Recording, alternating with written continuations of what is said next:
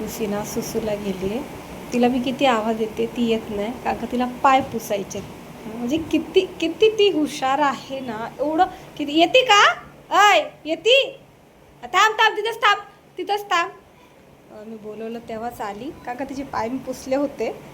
म्हणजे एवढे नाही पुसले, थोडं नॉर्मल. मला फक्त व्हिडिओ बनवून दाखवायची होती की लुसी म्हणजे एवढी हुशार आहे की बोलवल्याशिवाय येत नाही, पाय पुसल्याशिवाय ती बाथरूममधून येत नाही. एवढी तर गुणी आहे ना माझी लुसी, एवढी गुड गर्ल आहे ना, काय सांगू तुम्हाला. अगदी म्हणजे इतकी हुशार आहे.